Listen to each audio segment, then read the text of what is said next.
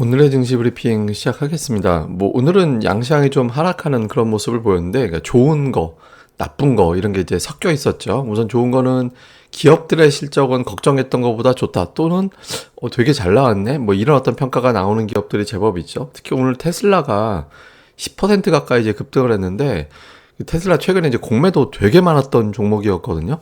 대규모의 공매도가 많이 쌓여있던 그런 종목이었는데 공매도 세력들이 큰일 났다, 이런 어떤 분석을 하는 기사들도 나왔거든요. 어쨌든 공매도를 이겨내면서까지 주가가 이제 급등을 하면서 실적에 대해서는 조금 이제 우려를 덜어, 자신감까지 얘기할 정도는 아니고 이제 우려를 덜어내는 그런 상황이 만들어지고 있고, 또 이제 필라델피아 반도체 지수가 상당히 가파르게 올라가고 있잖아요. 7월 5일 저점 대비 22% 정도 올라갔거든요. 반도체 지수 계속 올라간다라는 거는 우리나라 삼성전자, SK하이닉스에도 또 긍정적인 어떤 재료가 될 수 있기 때문에, 그러니까 이런 어떤 외부적인 흐름은 일단 좋은 거, 긍정적인 거. 근데 이제 반면에 투자들이 또 마음 놓고 올라가기에는 뭔가 걱정거리가 있죠. 이게 미국의 이제 경기 선행 지수인데 계속해서 이제 꺾이는, 하락하는 그런 모습이 나오고 있거든요. 그래서 경기 선행 지수는 앞으로의 경기가 지금보다는 부진할 것 같아, 이렇게 이제 생각하는 거를 보여주는 거잖아요. 그러니까 경기 선행지수 계속 내려가고 있다라는 거는 그게 이제 경기 침체로 투자자들이 이제 생각하게 되는 그런 상황이 되는 거죠. 실제로 과거에 보면 이제 경기 선행지수 꺾여서 내려가고 한참 있다가 실제 경기 침체가 오는 그런 상황이 만들어지긴 했었거든요. 그래서 여기에 대한 걱정이, 올 반등은 나오겠지만 이거는 기술적 반등에 그칠 거야, 이런 어떤 판단을 하게 되는 그런 상황이 만들어졌고, 또 오늘 이제 미국에서 스냅이라는 종목이 실적 발표하고 나서 시간 외에서 거의 27%나 폭락을 하는 그런 모습이 나왔고, 이 종목 하락하면서 이제 다른 비슷한 유의 기업들, 메타라든가 아니면 알파벳이라든가 이런 종목들까지 동시에 끌어내리다 보니까 오늘 미증시가 하락할 텐데 이게 주식을 들고 가도 되는 거 맞나? 이런 어떤 걱정을 하게 된 게 긍정적인 재료를 희석시키면서 시장이 빠지게 되는 그런 요인으로 작용을 했던 것 같습니다. 그리고 이제 우리나라 자체적으로도 제가 이제 계속 이제 우리 증시의 패턴이 있다. 그러니까 이 4월 이후에 반등할 때 이전 고점을 돌파한 적이 없었다라고 말씀을 드리면서 제가 2420이 되게 중요하다라고 말씀을 드렸잖아요. 2420, 오늘 고점이 2417이었거든요. 2420을 결과적으로 돌파를 못했죠. 그러니까 이 근처 갔을 때 이 전고점 돌파하는 패턴을 극복하려면 뭔가 센 호재가 나와야 되는데 그런 건 없잖아, 그러니까 이런 어떤 인식이 있었고요. 그 다음에 이제 대형주 매물, 이게 이제 SK하이닉스 차트인데 올해 들어서 61선을 이제 3월에 깨고 나서부터는 그 선을 돌파를 쉽게 못하는 그런 형태가 되고 있거든요. 지금 이번 주에도 이제 사실 4번이나 돌파 시도가 있었는데 결과적으로는 돌파를 못하고 끝나버렸잖아요. 이제 61선이 상당히 중요한 저항이 됐어요. 61선은 거래일 기준으로 이제 3개월이기 때문에 한 분기를 지배하는 재료를 해결을 했냐, 이걸 보는 건데 이제 그렇게 되지 못했죠. 그러니까 이제 대형주 매물도 나올 만한 자리였다라는 점, 그리고 이제 무엇보다 제가 이제 자주 인용해드리는 ADR 지표. 그러니까 제가 이제 이번 주 ADR이 높아져서 상승 종목 수가 좀 줄어들 것 같다, 차별화 장세로 갈 수밖에 없을 것 같다, 그럴 확률이 높다라고 말씀을 드렸잖아요. 그러니까 어제 양시장이 다 120 넘었었거든요. 그러니까 그러다 보니까 120 넘어간 상태에서 또 가격 부담이 되는 종목들이 많아졌으니까 이제 또 매물이 나올 수밖에 없었죠. 그러니까 전고점 주도하던 종목의 매물 자리, ADR상 과열, 이런 것들이 이제 전체적으로 투자들에게는 좀 부담을 주는 그런 이슈. 그러니까 뭔가 좀 이걸 돌파할 정도의 새로운 호재가 없다 보니까 이제 좀 밀릴 수밖에 없는 그런 상황이 됐던 것 같습니다.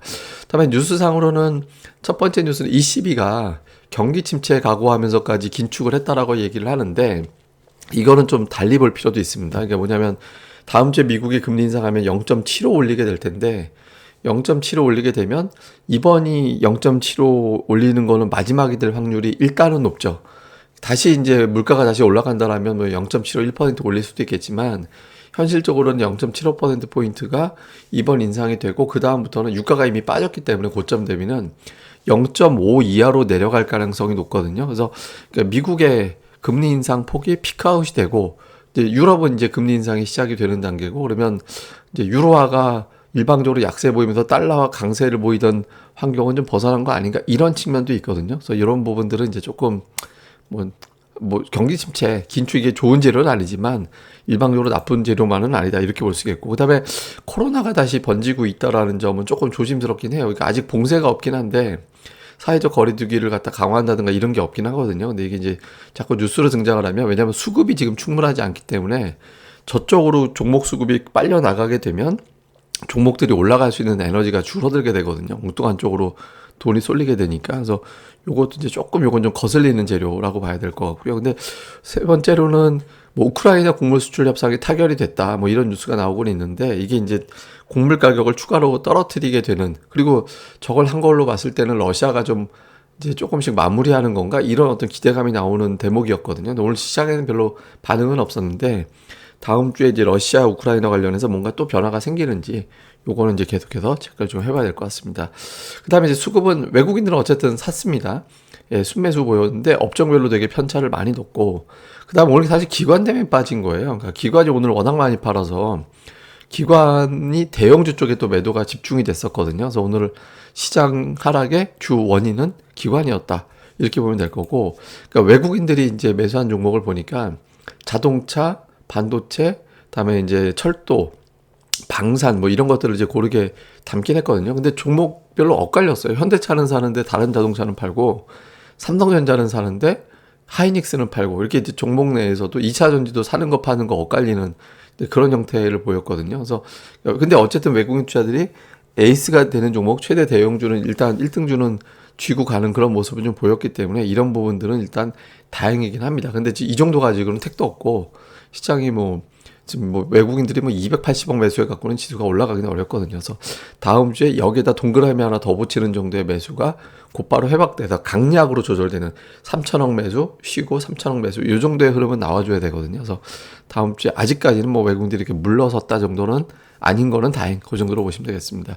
자, 이외 이슈를 보면 스냅이 이제 오늘 실적 쇼크를 보여주면서, 이게 이제 자칫 잘못하면 미국의 어닝 시즌이 이렇게 분위기가 나쁘지 않았는데 이게 또 분위기를 확 깰 수도 있거든요. 그래서 이게 혹시 다른 빅테크, 예를 들면 뭐 사업이 유사한 업종들 빠지는 건 상관이 없는데, 뭐 애플이라든가 아니면은 예를 들어서 뭐 테슬라라든가 이런 종목까지 영향을 줘서는 안 되거든요. 요 구도 한번 볼 필요가 있고요.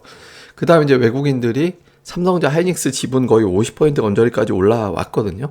여기서 이제 50%까지 가게 되면 이거 단타라든가 그냥 쇼커버 이 정도 수준이 아니라 제법 이제 좀 추세로 길게 가려고 하나 보다, 뭐 이런 식으로 해석이 될 수도 있거든요. 그래서 다음 주에 외국인들이 삼성전자, 하이닉스 둘 중에 하나 정도라도 지분 50%를 넘기게 되느냐, 요거 이제 주목해 볼 필요가 있고요. 그 다음에 지금 유럽은 복잡합니다. 그러니까 좋은 거 나쁜 거 엇갈리고 있는데, 이제 정치적인 상황은 불안한 요인, 이건 이제 유로 약세, 달러 강세 요인인데, 그러니까 이제 금리 인상을 하면서 인플레이션에 대해서 적극적으로 대응을 하고 있고, 러시아 가스관이 아마 다음 주 되면 조금 더 공급량이 늘어나지 않을까, 이런 분석들이 나오고 있거든요. 요게 이제 달러 인덱스를 더 끌어내려서 오늘 환율이 다시 올라가 버렸는데, 원달러 환율을 1,300원 초반으로 묶어놓고 궁극적으로는 그 이하로 빠지게 만드느냐, 요 구도가 되게 이제 중요할 것 같습니다. 그 다음에 이제 특징주는 뭐 이게 철도, 통신, 장비, 방산 뭐 이런 것들이 움직였는데, 이제 좀 약간 테마성 종목군들이 강세를 보이는 이제 흐름을 좀 보였거든요. 그래서 오늘 자동차라든가 이제 반도체가 좀 치고 나가야 되는데, 그런 종목들은 좀 상대적으로 종목별로 좀 엇갈리는 그런 형태를 좀 보였고, 그래서 지금 이제 어쨌든 구조상으로는 이게 되게 나쁜, 그러니까 이 종목들이 가면 시장 해석은 되게 부정적이다, 그런 종목이 없긴 합니다. 근데 이제 여기에 이제 계속해서 대형 수출주들이 껴서 들어가는지가 되게 중요해서 다음 주에 이런 부분들도 중점적으로 보시면 좋을 것 같습니다. 예, 그럼 또 오늘 하루 또 잘 보내시고요. 저는 또 다음 방송에서 뵙겠습니다. 그리고 주말에 또 올려지는 특집 방송 이제 또 많이 봐주시고, 또 구독하기 좀 꼭 좀 부탁드립니다. 감사합니다.